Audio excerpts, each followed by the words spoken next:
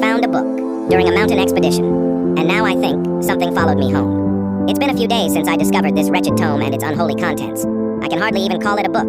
The only thing that makes it resemble one is its familiar shape. But in truth, it's more like a cursed object, judging by its brutal, wicked appearance. Its spine is decorated with tiny, brittle bones, what I assume once belonged to forest animals, held together by frayed, sunburnt string and a mix of crooked hairs. Wedged between each segment of bone are feathers from a variety of birds, stuffed tight and glued in place with a tar-like substance.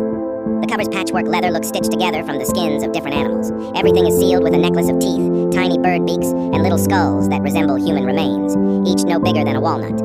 What disturbed me the most, though, was the cover. A hand-painted piece, reminiscent of medieval Christian art, gilded in flowing golden ornaments that frame a central figure. A seated, robed woman whose features are nearly erased by shadow.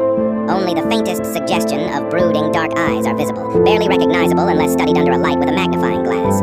Beneath her, written in a Gothic font and embossed in the same golden liquid as the decorative trim, were the words, Lord Utroth, the womb and mother of mud. I found the tome while taking shelter from a sudden downpour during a hike. I'd stumbled across an abandoned cottage after following a faded trail through the woods. Desperation guided me there. The air inside was stale and heavy with dust. It felt less like a home and more like a museum of a time long past. Little statues made of straw and mud stood in a circle on top of the dusty dining table. They looked like girls, hollow-eyed, mouths agape. It almost felt like they were there to welcome me. The place didn't show any signs of being occupied, which eased my conscience a bit, despite technically breaking in. But I couldn't afford to think about manners. I needed to dry off and get warm. I lit my emergency lantern, tossed some tinder and logs into the fireplace, and got a fire going. I was heading to a base camp near the mountain I'd been assigned to collect glacial samples from. I've been a mountaineer for over a decade, and figured finding the camp wouldn't be an issue.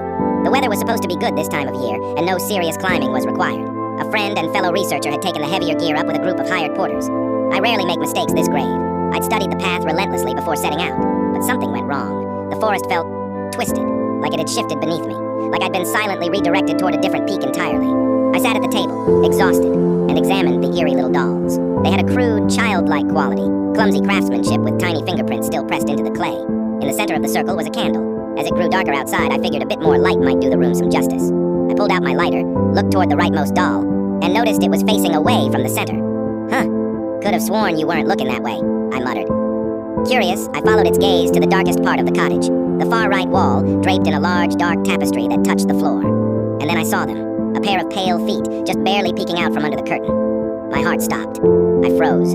Every instinct in my body screamed at me not to move. A sudden chill gripped me, so complete and primal that even blinking felt dangerous. And then, a sound. A low hum, soft at first, but growing louder, closer. I stayed locked in place, eyes fixed on the feet. My breath went shallow, sweat pooled